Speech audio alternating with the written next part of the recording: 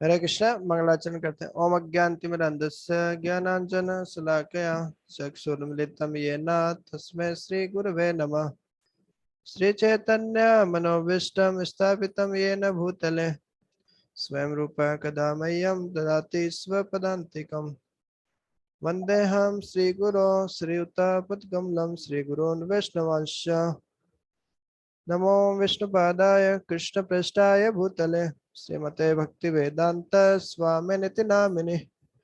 नमस्ते सरस्वते देवे गौरवाणी प्रचारिणे निर्विशेष शून्यवादे पाश्चात्य देश तारिणे। श्री कृष्ण चैतन्य प्रभु नित्यानंद श्री अद्वैत गदाधर श्रीवासादि गौर भक्तवृंद। हरे कृष्णा कृष्णा कृष्णा हरे हरे हरे राम राम राम हरे हरे। तो आज अब हम एक नया विषय शुरू करने जा रहे हैं जिसका शीर्षक इस प्रकार है पूर्णता की ओर कर्मिक विकास और एक असफल योगी की गति। पूर्णता की ओर जो चरम सिद्धि है उसकी प्राप्ति कैसे कर सकते हैं, धीरे धीरे कर्मिक विकास कैसे कर सकते हैं और जो असफल योगी होते हैं उनकी गति क्या होती है। तो ये श्लोक काफी लोकप्रिय जनमानस को प्रिय श्लोक है, आप भी जानते हैं। यस प्रभु जी।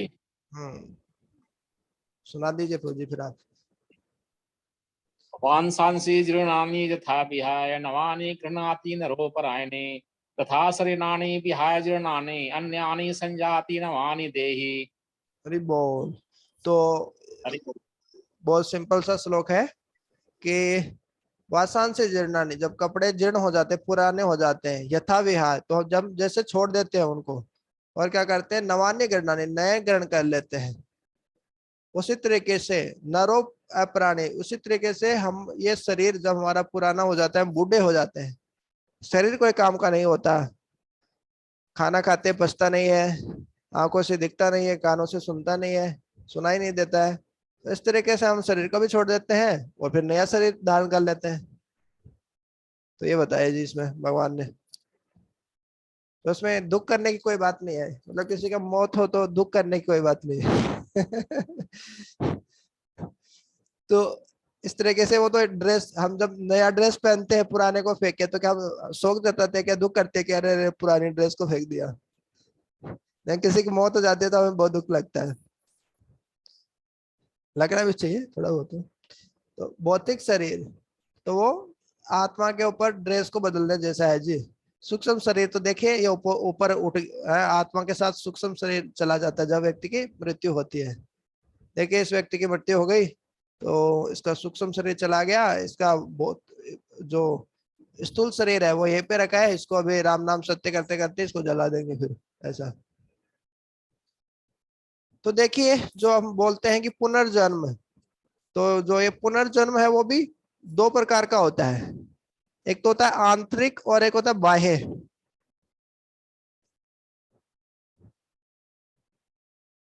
तो देखिए एक आंतरिक पुनर्जन्म क्या होता है, एक बाह्य पुनर्जन्म क्या होता है। बाह्य पुनर्जन्म तो हमने सुना है, जैसे हम पूरा ही शरीर छोड़ देते हैं, हमारी मृत्यु हो जाती है, फिर दूसरा पूरा नया शरीर ग्रहण कर लेते हैं, उसको बोलते हैं बाह्य पुनर्जन्म।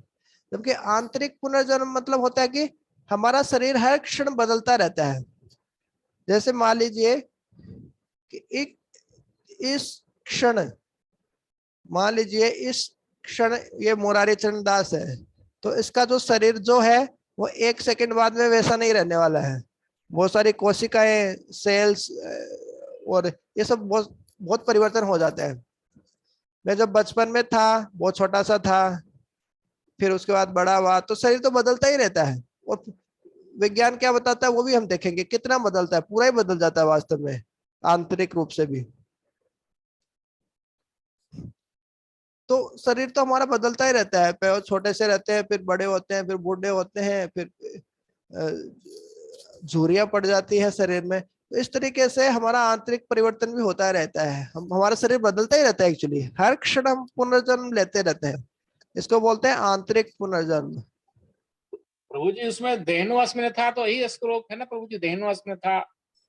हाँ, ये उसी श्लोक का अर्थ है ये। तो मरने पे क्या है, हम उस शरीर को खाली छोड़ देते हैं, बाकी पुनर्जन्म तो हमारा शरीर तो हर क्षण ही बदलता रहता है। देहिनो इसमें यथा देह कौमारम यौवनम जरा वाला। तो एक जो जैव विज्ञान है वो इसको ये चीज को कंफर्म करती है। एक पुस्तक है ह्यूमन ब्रेन करके, तो उसमें एक वैज्ञानिक है, वो बताते हैं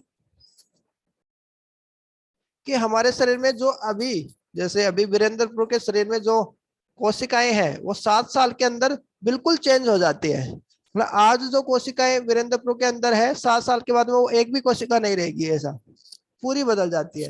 इसका मतलब क्या, बिल्कुल शरीर बदल गया एक तरीके से, आंतरिक पुनर्जन्म हो गया एक तरीके से। तो ये भौतिक जो जैव विज्ञान है, जैविक विज्ञान है, वो ऐसे बता रही है। और यदि आपको पता हो तो एक बहुत ही इंटरेस्टिंग चीज है, जो हम वीडियो देखते हैं, जैसे टेलीविजन देखते हैं, मोबाइल पर यूट्यूब वगैरह देखते हैं, जब वीडियो देखते हैं तो हमें वो ऐसा लगता है कि हाँ उसमें सब कार्य हो रहा है, वो चल रहा है, वो ये काम कर रहा है, वो काम कर रहा है। तो वास्तव में ऐसा ही होता है क्या? वो वीडियो कैसे दिखाया जाता है उसमें? वास्तव में वो वीडियो नहीं होता, वास्तव में सब फोटो ही होती है वहां पे। एक फोटो के बाद में दूसरी फोटो आती है, उसके बाद में तीसरी इमेज आती है, फिर चौथी इमेज आती है, एक फोटो, फिर दूसरी फोटो, फिर चौथी फोटो। लेकिन वो फोटो इतनी जल्दी दिखाई जाती है कि हमें लगता है कि वो वीडियो है। वो कब वीडियो लगता है, जब फोटो मतलब एक के बाद दूसरी फोटो, उसके बाद तीसरी फोटो, ऐसे ही चलती है। लेकिन एक सेकंड में यदि 16 से ज्यादा फोटो ऐसे बार बार दिखाई जाए ना, तो हमें लगेगा कि वो वीडियो चल रहा है। और इस तरीके से ये वीडियो होता है एक्चुअली। वीडियो ऐसे, वीडियो मतलब बनाएंगे कैसे? जैसे हम तो वीडियो ऐसे कैमरे से बना लेते हैं, रिकॉर्ड कर लेते हैं वीडियो, वो बन कैसे रहा है? वो तुरंत फोटो पे फोटो लिया जा रहा है वो। और वो फोटो एक साथ, एक सेकंड में 16 से ज्यादा फोटो एक साथ हमें दिखती है, तो हमें लगता है कि वो वीडियो है।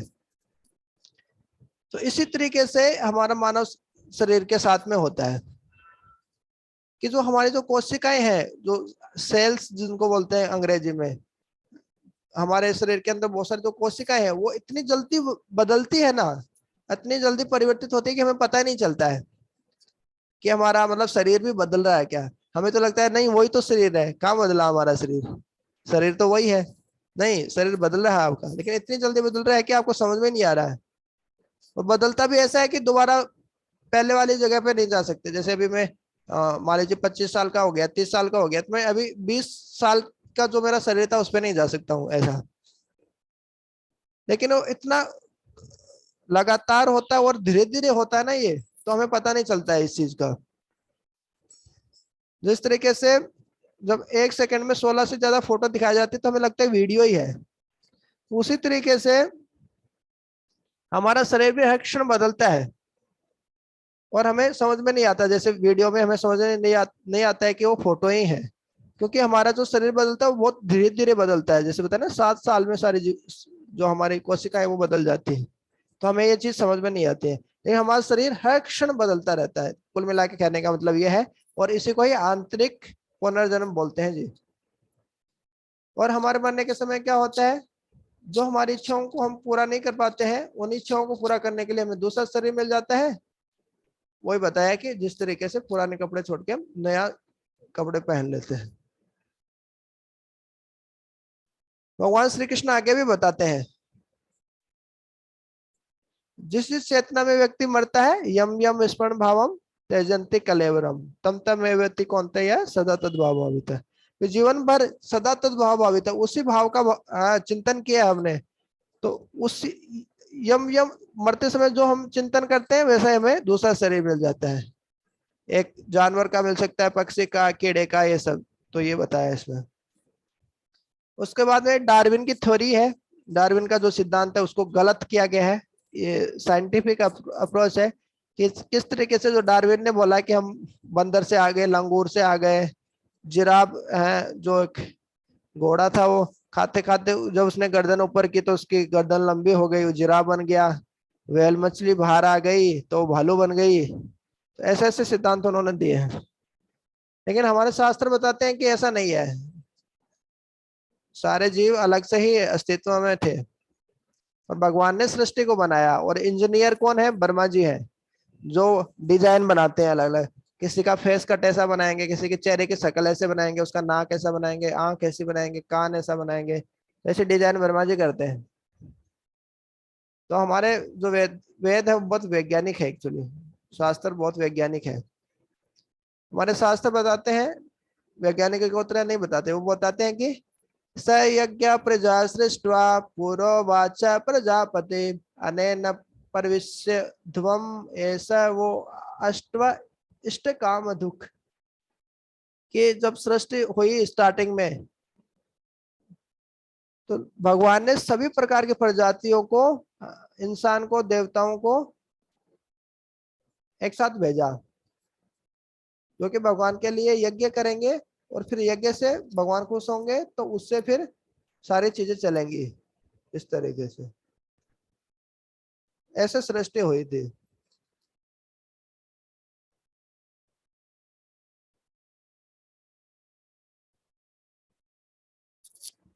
तो वेद है वो बहुत विस्तृत है, बहुत गहन अर्थ है उनका, और बहुत गंभीर है अपने अर्थों में। और वो पहले ब्रह्मा जी के पास आए, फिर वो तेने ब्रह्म हृदय कव्य, ऐसे करके भागवतम का पहला श्लोक आता है। भगवान जो ब्रह्मा जी के हृदय में वेद प्रकट हुए, फिर नारद मुनि के पास में आए, फिर गुरु शिष्य परंपरा में ये वैदिक ज्ञान हमारे पास में आया।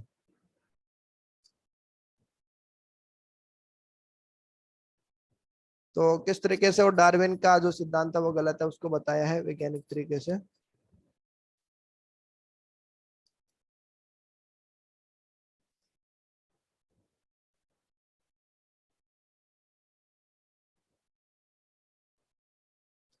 देखो मक्खी भी इतनी प्रकार की होती है अलग अलग प्रकार की मक्खियां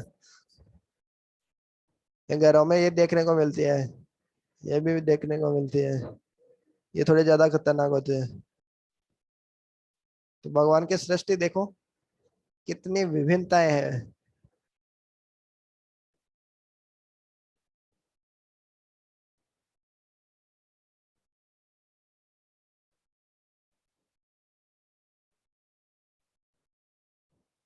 ऐसे चलता है 84 लाख योनियों में। देखो देखो जी, हम ऐसे घूमते हैं और हम जन्म लेते हैं ऐसे छोटे से बालक रहते हैं, फिर बड़े हो गए, बड़े हो गए, बड़े हो गए, फिर बूढ़े होके इधर आ गए, फिर हमारे राम नाम सत्य हो जाता है ऐसा।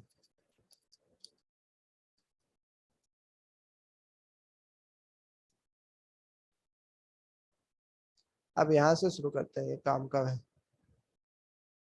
तो वैदिक साहित्य बताते हैं कि वास्तव में शरीर, जो डार्विन बोला था ना कि शरीर में ही परिवर्तन होने से दूसरा शरीर बन जाता है, ऐसा नहीं होता। आज चेतना में परिवर्तन होने से हमें दूसरा शरीर मिलता है वास्तव में। और वो कैसे होता है, ये भगवत गीता में आता है कि वास्तव में तो हम सबसे पहले क्या, मतलब जीव है वो आध्यात्मिक जगत से भौतिक जगत में कैसे आता है, ये बहुत ही इंटरेस्टिंग है। कई बार बहुत सारे लोग पूछते हैं ना, पहले हम आध्यात्मिक जगत में थे, फिर भौतिक जगत में आ गए, ये हम कैसे आए, कि इसका पूरा प्रोसेस क्या है। तो इस तरीके से, तो वास्तव में तो जो जीवात्मा है वो आध्यात्मिक प्राणी है, हम सब आध्यात्मिक जगत से आए हैं। लेकिन जब इस भगवान से अलग होकर जब भोग करने का इच्छा करते हैं, तो भगवान बोलते हैं कि जा बेटा, मेरे से अलग होके भोग करना चाहता है तो करो, आपको मैं कुछ स्वतंत्र इच्छा देता हूँ। तो सबसे पहले मानव शरीर एक, जब उस प्राणी को, जीवात्मा को एक शरीर मिलता है जो कि मनुष्य का शरीर होता है। तो सबसे पहले पतन होता है तो मनुष्य शरीर मिलता है, बोलते हैं कि वो ब्रह्मा जी बनता है इस तरीके से। फिर उसके बाद में और गलत काम करता है तो वो और नीचे प्राणियों में गिर जाता है, वो जानवर बन जाता है, पौधा बन जाता है, इस तरीके से।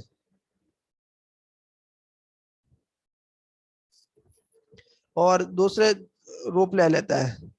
और उसके बाद में क्या होता है, उसको मानव शरीर मिलता है, उसके बाद में उसमें केवल एक मौका मिलता है कि वो पुनर्जन्म के चक्कर से बाहर निकल जाए।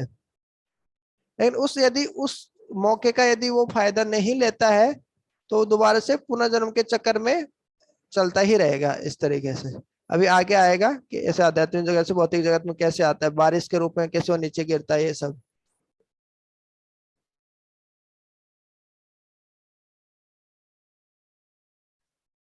तो अच्छा, इसमें नहीं है, वो आगे आएगा। तो एक बहुत ही एक और बहुत महत्वपूर्ण श्लोक है, बहुत अच्छा लगेगा आपको, कि कितने प्रकार के कौन से प्राणी होते हैं। पद्म पुराण में बोलते हैं, जलजानव लक्षाणे स्थावर लक्ष विंशते कर्म रुद्र संख्या पक्षिणाम 10 लक्षाणि पार्श्वस त्रिंश लक्षाणि मानुष्य चतुर लक्षणी। तो देखो जी, इसमें क्या बोला, जलजान 9 लक्षाणी, जो जल में उत्पन्न होते हैं, जो पानी वाले जो प्राणी है, जो आप इधर देख रहे हैं, मछली है बहुत प्रकार की, व्हेल मछली है, बहुत सारे अलग अलग प्राणी है। देखो जी, वो कितने होते हैं, 9 लक्षाणी, वो 9 लाख होते हैं। उसके बाद में बताया स्थावर लक्ष्य विंशति। स्थावर मतलब जो एक जगह स्थित रहते, मतलब स्थिर रहते हैं, एक जगह स्थिर। कौन से रहते हैं, कौन से प्राणी रहते हैं एक जगह स्थिर? पेड़, पेड़ प्रभु जी, वृक्ष। हाँ, पेड़ पौधे, जो पादप जो है, वनस्पति, वो कितने होते हैं जी? इसमें बता रहे हैं, पद्म पुराण में बता रहे हैं, लक्ष्य विंशति, वो 20 लाख होते हैं। उसमें बताया, फिर आगे बता रहे रुद्र संख्या एका कर कृमि। कृमि मतलब जो कृमि, जो मकोड़े वगैरह जो होते हैं, कीट मकोड़े, कीट पतंग। तो आप दूसरी फोटो में ये देख रहे हैं कीट पतंग। तो सबसे पहले आया 9 लाख हो गए जलजा 9 लक्षाणी। फिर स्थावर, जो ये एक जगह स्थित रहते हैं, जो पादप अलग अलग प्रकार के पेड़ पौधे हैं जी, वो कितने हो गए, 20 लाख हो गए। उसके बाद में बताया जो कृमि, जो एक कीट कीट होते हैं, जो कीट पतंग जो होते हैं, रुद्र संख्या, रुद्र संख्या मतलब 11 लाख, है ना, रुद्र 11 होते हैं ना, तो रुद्र संख्या, तो ये 11 लाख होते हैं। जल में रहने वाले 9 लाख, ये कीट पतंग 11 लाख, और पेड़ पौधे 20 लाख हो गए। उसके बाद में बता रहे पक्षी नाम 10 लक्षाणी। पक्षी, यहाँ पे देखिए कितने प्रकार के पक्षी हैं, तो ये कितने प्रकार के होते हैं बता रहे हैं जी, इसमें 10 लाख प्रकार के पक्षी होते हैं। पक्षी नाम 10 लक्षाणी। फिर पार्श्वस त्रिंश लक्षाणी, जो पार्श्वस मतलब जो 4 टांग वाले, 4 पैर जो हैं, 4 पैर वाले जो हैं, वो कितने होते हैं जी, त्रिंश लक्षाणी मतलब 30 लाख होते हैं। फिर मनुष्य चतुर लक्षाणी, और मनुष्य होते हैं वो कितने, 4 लाख होते हैं। तो ये जो 4 टांग वाले जो जानवर देख रहे हैं, ये कितने हैं, सबसे ज्यादा है। 4 टांग वाले प्राणी सबसे ज्यादा होते हैं, 30 लाख। और मनुष्य 4 लाख प्रकार के होते हैं, ये बताया हमको। कीट, है ना, कृमि रुद्र संख्या हो गए, कीट पतंग 11 लाख के हो गए। तो अभी याद हो गया होगा ना कि कितने कितने प्रकार के होते हैं जी, इस तरीके से। तो अब इसमें एक प्रश्न पूछते हैं कि आप, कि ये तो बता दिया पद्म पुराण में कि देखो जी, जो मनुष्य होते हैं वो 4 लाख प्रकार के होते हैं। तो ये 4 लाख प्रकार के कैसे होते हैं, कि कोई गोरे हैं, कोई काले हैं, कोई छोटे हैं, कोई लंबे हैं, कईयों के सींग है, कईयों के सींग नहीं है, कईयों के बाल है, कईयों के बाल नहीं है। तो मतलब किस प्रकार से होते हैं 4 लाख प्रकार के, तो ये भी प्रश्न पूछते हैं। तो इसका क्या जवाब है?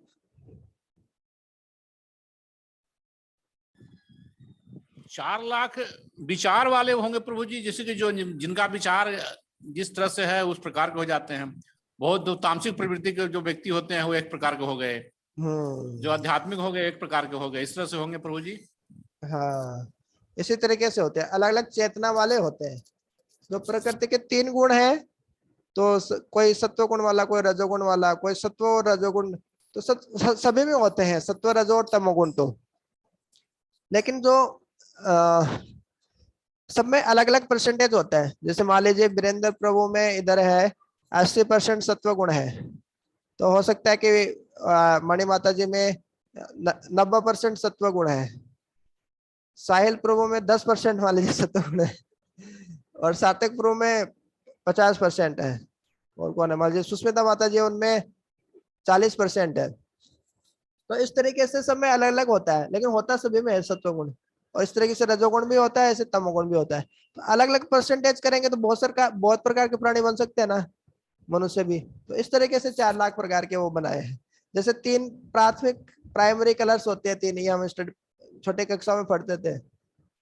तो उन तीन रंगों को आपस में मिलाने से और रंग बनाए जा सकते हैं, और कलर्स बना सकते हैं, और बहुत सारे कलर बना सकते हैं वास्तव में। तो इस तरीके से वो तीनों गुणों से भी बहुत सारे और अलग अलग गुण बना सकते हैं इस तरीके से।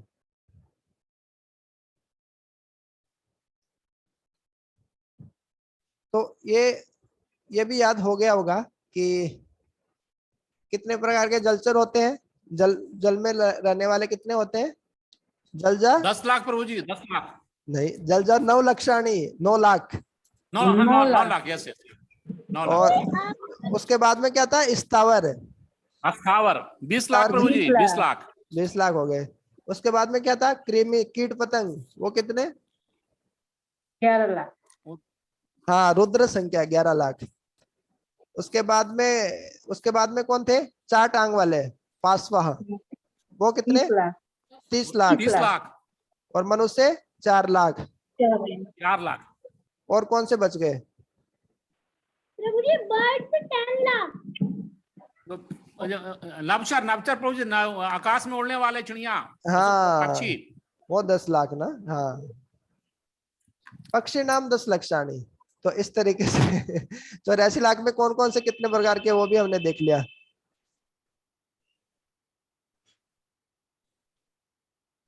तो इस तरीके से जो वैज्ञानिक बोलते हैं वैसा नहीं है हमारा, जो 4 लाख प्रकार के हैं वो हम अलग तरीके से ऐसे विभाजित करते हैं।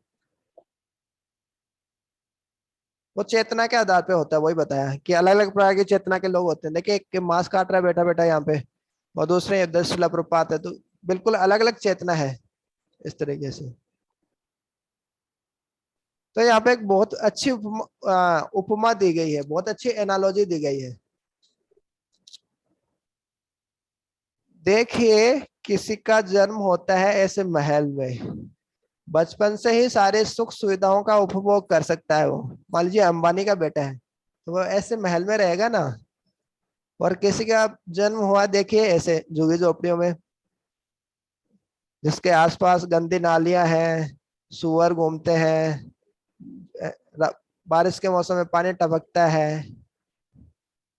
तो इसमें बताया है कि जिस प्रकार से हमारे बैंक में खाते में जितना पैसा होता है, तो उसके हिसाब से हम अलग अलग कमरे हैं वो किराए पे लेते हैं, अलग अलग रूम्स अपार्टमेंट है वो किराए पे ले लेते हैं। कोई गरीब आदमी है बेचारा, तो वो ऐसी झुग्गी झोपड़ी लेके ही रहेगा किराए पे। कोई अमीर व्यक्ति है तो ऐसा अपार्टमेंट लेके रहेगा किराए पे, ऐसा ऐसा भवन लेगा किराए पर। तो उसी तरीके से बता रहे हैं, जिसके अच्छे कर्म है, जिनके अच्छे कर्म है, वो अच्छा शरीर, उसको अच्छा शरीर मिलेगा। जिसके बैंक में अच्छा बैलेंस है, उसको अच्छा शरीर मिलेगा। तो अच्छा शरीर मतलब 84 लाख योनियों में सबसे अच्छा शरीर कौन सा, मनुष्य शरीर, जो 4 लाख है वो मिलेगा उसको। और यदि उसके खाते में पैसे नहीं है, तो उसको कैसा कमरा किराए पर लेना पड़ेगा, ऐसा कमरा। तो ऐसा कमरा किराए पर लेने का तात्पर्य क्या है, कि हमें ऐसा शरीर मिलेगा। ऐसा शरीर मतलब कुत्ते का, सुअर का, भेड़ का, बकरी का, ऐसा शरीर मिलेगा। तो ये बताया है। तो जितना हम कीमत चुका सकते हैं, वैसा हमें कमरा मिल जाता है किराए पर। वैसे ही हम जितना हम जैसे हमारे कर्म रहते हैं, तो कर्म का खाता हमारा जैसा रहता है, उस हिसाब से हमें शरीर मिल जाता है, ऐसा बताया इसमें। एक बहुत अच्छी उपमा देके बताया। मृत्यु के बाद में क्या होता है, पुनर्जन्म की जो प्रक्रिया क्या होती है, तो इसमें 2 चीजें होती हैं कि जब कोई एक व्यक्ति मरने ही वाला हो, एक व्यक्ति जो मरने ही वाला था, उसने डॉक्टर से निवेदन किया कि आपको जितने रुपए चाहिए सब हम आपको देंगे, लेकिन आप मेरे को केवल 4 साल और जिंदा रख लीजिए, ताकि मैं अपनी योजनाओं को पूरा कर सकूं। मतलब वो मरने के समय अपनी योजनाओं के बारे में सोच रहा था। मतलब जब उसकी मृत्यु होगी तो वो उसको ऐसा शरीर मिलेगा ताकि वो अपनी योजनाओं को पूरा कर सके। तो वो उसके सूक्ष्म शरीर में वो योजनाएं हैं वो संग्रहित हो गई इस तरीके से। और जो परमात्मा के रूप में जो भगवान होते हैं उन इच्छाओं को पूरा करने में उसका सहयोग करते हैं। तो मरने के समय हमारी जो इच्छाएं होती हैं, जैसे मुंह फाड़ के हम ऐसे मर गए, तो हमारी जो इच्छा थी वैसे ही हम इच्छा को पूरा करने के लिए हमें दूसरा शरीर मिल जाएगा जी। और पुनर्जन्म की जो प्रक्रिया है वो कैसी होती है जी, तो इसमें बता रहे हैं भगवत गीता के 15 अध्याय के 8वें श्लोक में, मृत्यु के समय जब जीवात्मा है वो उच्च अधिकारियों के पर्यवेक्षण में, उनके सुपरविजन में क्या होता है, दूसरे भौतिक शरीर में प्रवेश करता है। और इसमें एक बहुत अच्छी उपमा दी गई है, एनालॉजी दी गई है। एक्चुअली एनालॉजी उपमा क्यों दी जाती है कि उससे समझना आसान हो जाता है। एनालॉजी क्या बता रहे हैं भगवत गीता के 15 अध्याय के 8वें श्लोक में, कि जो हवा है वो मान लीजिए किसी गंदे स्थान से बहकर आ रही है, तो वो हवा भी कैसे मतलब कैसे गंध देगी, दुर्गंध देगी। और मान लीजिए बहुत अच्छे बगीचे में फूल लगे हैं, उनकी महक आ रही है चमेली की, गेंदे के फूल की, तो वहां से यदि वो हवा चलकर आएगी तो बहुत अच्छी सुगंध आएगी हमें, वाह क्या सुगंध है, इस तरीके से। तो उसी तरीके से वो गंध क्या है बता सकते हैं आप? यहाँ पे जो हवा है उसकी तुलना किससे की है, और अच्छी गंध और दुर्गंध है उसकी तुलना किससे की गई है? मन में जो विचार है प्रभु जी, हाँ सही है। तो मन में विचार है वो गंध है, और अच्छे विचार है वो सुगंध है, और बुरे विचार है दुर्गंध है। तो वो जैसे हवा एक जगह से दूसरी जगह लेके चले जाती है उस गंध को, उसी तरीके से जो आत्मा है, तो हमारे जो सूक्ष्म शरीर में जो विचार रहते हैं उनको एक शरीर से दूसरे शरीर में लेके चले जाते हैं। इसी कारण हमारे संस्कार भी पिछले जन्मों से आते हैं। कुछ लोगों में अच्छे संस्कार होते हैं क्योंकि वो पिछले जन्म में अच्छे किए हैं ऐसा। तो उन्हीं विचारों के अनुसार, उन्हीं गंध के अनुसार हम पिता के वीर्य के द्वारा माँ के गर्भ में प्रवेश करते हैं और हमें एक शरीर मिल जाता है ऐसा। जब जीवात्मा इस धरती पे बारिश, ये पूरी प्रक्रिया आप समझिएगा, बहुत ही इंटरेस्टिंग प्रक्रिया है ये। जब जीवात्मा का सबसे पहले पतन कैसे होता है जी, बारिश के रूप में धरती पे गिरता है जीवात्मा। उसके बाद में उस बारिश के पानी से क्या होता है, अनाज बनता है। तो जो जीवात्मा आया था वो अनाज में चला गया, बारिश के बूंद में आया था, फिर वो जो अन्न था उसके अन्न के अंदर चला गया। और फिर अन्न को क्या होते हैं जी, अन्न को इंसान खा लेता है, और अन्न को इंसान खाता है तो जो इंसान के वीर्य के रूप में वो बदल जाता है, और वहां से वो माँ के गर्भ में चला जाता है, और फिर वहां से उसका फिर जन्म हो जाता है। तो इस तरीके से पतन होता है।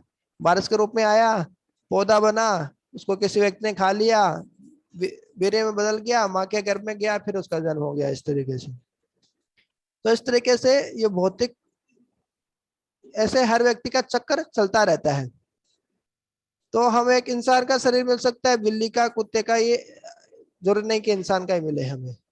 तो यही पुनर्जन्म की प्रक्रिया है, यांत्रिक प्रक्रिया है।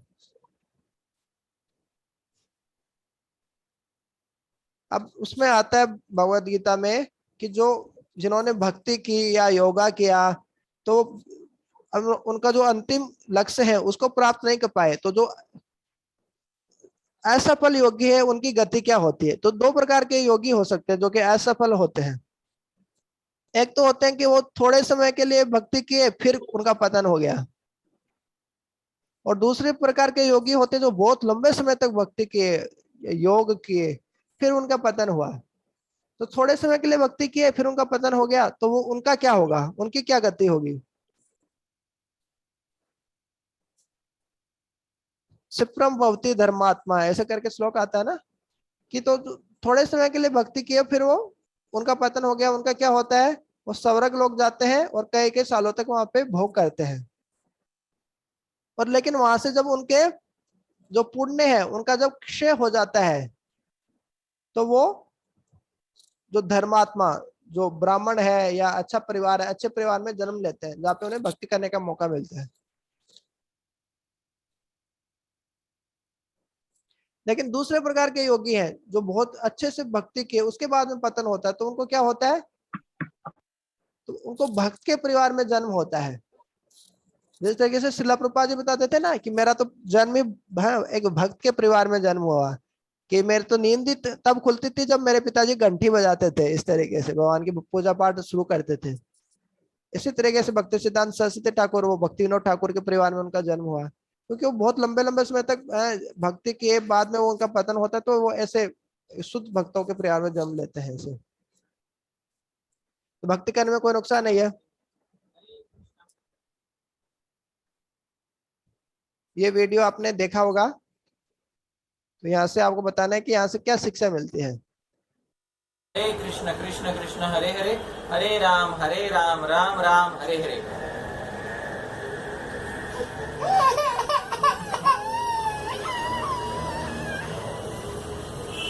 हरे कृष्ण कृष्ण कृष्ण हरे हरे, हरे राम राम राम हरे हरे। हरे कृष्ण कृष्ण कृष्ण हरे हरे, हरे राम राम राम हरे हरे।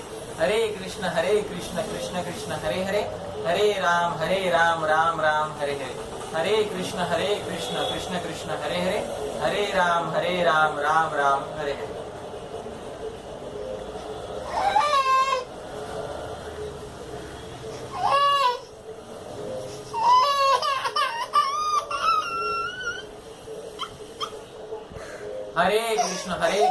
कृष्ण कृष्ण हरे हरे, हरे राम राम राम हरे हरे। हरे कृष्ण कृष्ण कृष्ण हरे हरे, हरे राम राम राम हरे हरे। हरे कृष्ण कृष्ण कृष्ण हरे हरे, हरे राम राम राम हरे हरे। हरे कृष्ण कृष्ण कृष्ण हरे हरे, हरे राम राम राम हरे हरे। हरे कृष्ण कृष्ण कृष्ण हरे हरे, हरे राम राम राम हरे हरे। हरे कृष्ण कृष्ण कृष्ण हरे हरे, हरे राम राम राम। तो यहाँ से हमें क्या समझ में आता है इस वीडियो से? प्रभु जी की हाँ, हरे कृष्णा प्रभु जी। हाँ प्रभु जी हालांकि चेतना बहुत ऊंचा स्तर का है, जो कि राम नाम के लिए व्याकुल है। हाँ। जैसे ही बंद होता है व्याकुल हो जाता है, फिर शांत हो जाता है। तो बच्चे का चेतना है प्रभु जी बहुत ऊंचे स्तर का है। कुछ ना कुछ तो संस्कार ऐसा है कि उस नाम के प्रति आकर्षित हो रहा है वो। जी प्रभु जी। हो सकता है दूसरे नामों के प्रति भी आकर्षित हो रहा होगा, कोई दूसरा चीज बोलेंगे वही, तो उसके प्रति भी आकर्षित हो जाए। लेकिन फिर भी कुछ ना कुछ तो पूर्व जन्म के संस्कार है जिस कारण वो उसी नाम के प्रति, जब वो नाम बोल रहे हैं तो उसके प्रति आकर्षित हो रहा है। फिर जनरली आप देखेंगे ना किसी दूसरे बच्चे के प्रति, बच्चे के पास में जाके हरे कृष्ण महामंत्र बोलेंगे, वो आकर्षित नहीं होगा मोस्ट ऑफ द केसेस में। जो लोरी गाते हैं अलग ट्यून में गाते हैं तो वो आकर्षित होता है, हरे कृष्ण महामंत्र से ऐसे रुकता नहीं। हाँ सार्थक पूर्व कुछ बताना चाह रहे हैं। हाँ प्रभु जी, जब भी हम भगवान का नाम लेते हैं तो हमारे दुख दूर होते हैं। और वैसे ही जब आपने माई प्रभु आए तो जब वो संकीर्तन होता था तो वो बहुत आपकी आवाज कम आ रही है प्रभु जी। अब आई? हाँ आ रही है प्रभु जी थोड़ी बहुत। जैसे प्रभु है, जब वो संकीर्तन करते थे वो बहुत खुश हो जाते थे, और जब संकीर्तन बंद होता था तो वो मतलब रोने लग जाते थे। हाँ बहुत से उदाहरण दिया। चैतन्य महाप्रभु भी ऐसे ही करते थे, हरि कीर्तन करवाते थे इस माध्यम से। जब हरि हरि बोलते थे, गौर हरि बोलते थे तो वो शांत होते थे इस तरीके से। तो भगवत गीता के आधार पे ऐसे इन्हीं दो जो सिद्धांत जो भगवत गीता में बताए, तो वैसे हम बहुत सारे उदाहरण दे सकते हैं। जैसे कि भरत महाराज का भी हमने पिछली बार देखा था, अभी अभी देखा हमने भरत महाराज का, किस तरीके से वो लंबी भक्ति के बाद में उनका पतन हुआ, तो उनको पिछले जन्म का भी याद रहा, भक्ति का भी याद रहा, और कुछ पुनर्जन्म से भी अपनी चेतना को पुनर्जागृत कर लेते हैं।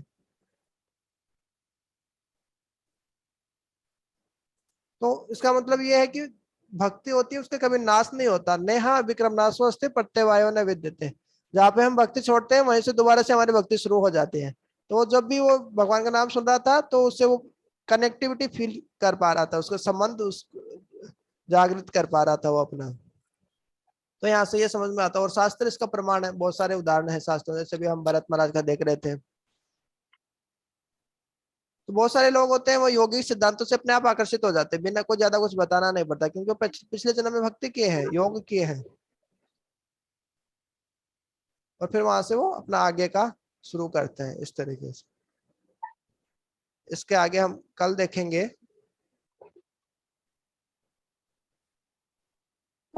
हरे कृष्णा प्रभु जी। बहुत ही इंटरेस्टिंग आएगा इसके आगे, और उसके बाद ये फिनिश हो जाएगा।